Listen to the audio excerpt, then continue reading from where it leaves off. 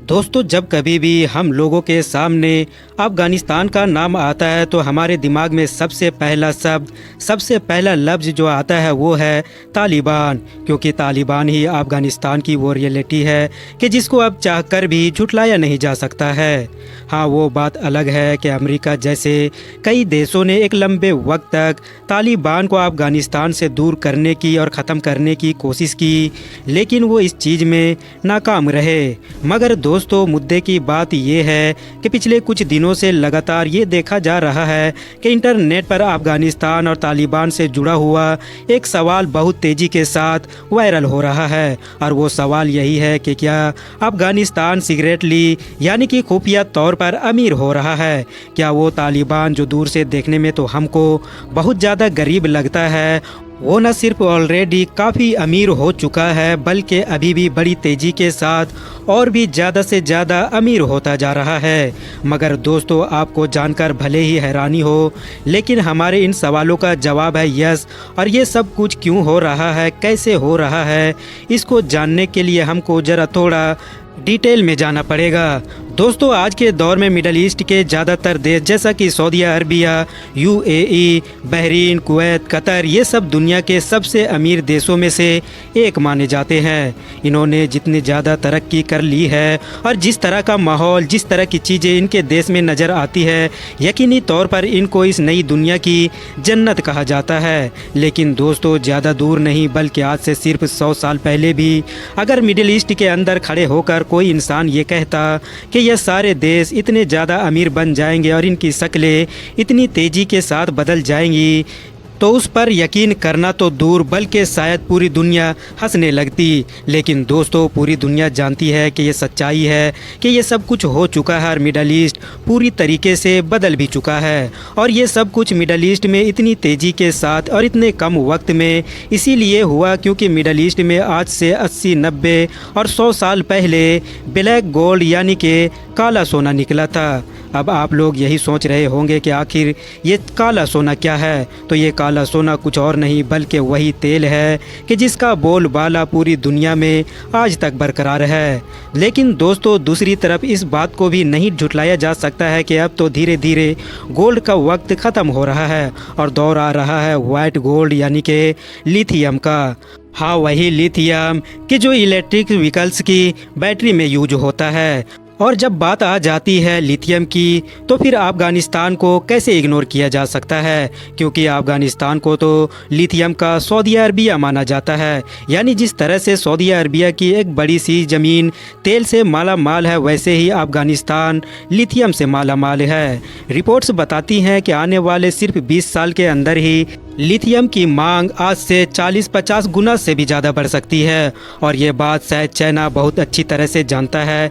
यही वजह है कि ऐसे माहौल में कि जब ऑलरेडी हम देख रहे हैं कि दुनिया के इक्का दुक्का देशों को छोड़कर कोई भी तालिबान को रिकॉग्नाइज नहीं कर रहा है, उसको मान्यता नहीं दे रहा है, तो चाइना ने न सिर्फ उसको मान्यता दी है बल्कि उसके साथ बड़े लेवल पर व्यापार यानी कि ट्रेड डील्स वगैरह भी कर रहा है। अब जाहिर है दूसरी तरफ तालिबान को भी एक बड़े खिलाड़ी की, एक बड़े पार्टनर की ज़रूरत थी जो उसकी इस पूरे मामले में मदद कर सके।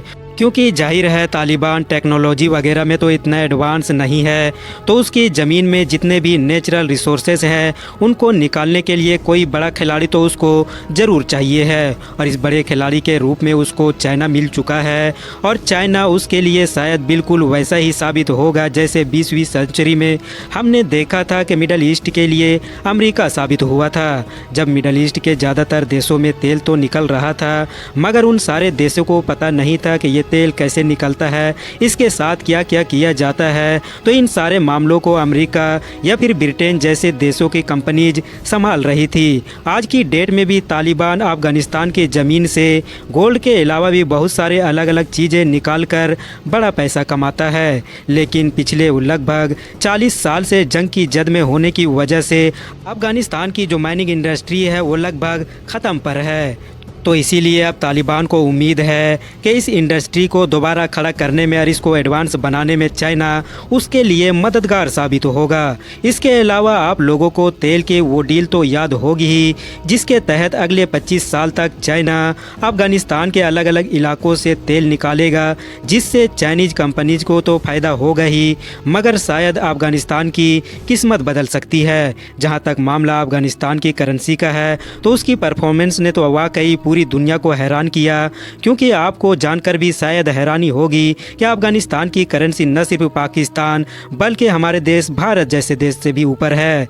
तो दोस्तों, कुल मिलाकर पिछले 6 महीने या ये कह सकते हैं कि पिछले 1 साल के अंदर लगातार अफगानिस्तान और तालिबान से जुड़ी हुई इस तरह की खबरें आई हैं कि जिन्होंने लोगों को ये सोचने पर मजबूर कर दिया है कि क्या वाकई अफगानिस्तान को लेकर जिस तरह की बातें की जाती है और जिस तरह से अफगानिस्तान को गरीब समझा जाता है, क्या ये वो वाकई गरीब है भी या फिर वो एक बड़ी तरक्की के साथ बढ़ रहा है। हालांकि दोस्तों, दूसरी तरफ कुछ एक्सपर्ट्स ऐसे भी हैं जो अफगानिस्तान और तालिबान से जुड़ी हुई इन सारी चीज़ों को आधा सच मानते हैं। यानी उनका ये कहना होता है कि वहाँ अमीर तो हो रहा है लेकिन अफगानिस्तान नहीं बल्कि तालिबान हो रहा है। यानी अफगानिस्तान देश और उसमें रहने वाले आम लोग तो उसी हालत में है, मगर उनको जो ग्रुप कंट्रोल कर रहा है कि जिसको तालिबान कहा जाता है, वो वक्त के साथ अमीर से अमीर होता जा रहा है। और उसके पीछे वही सारी वजह है जो मैंने आप लोगों को इस वीडियो में बताई है। फिलहाल दोस्तों, आज की वीडियो को हम यहीं पर ख़त्म करते हैं।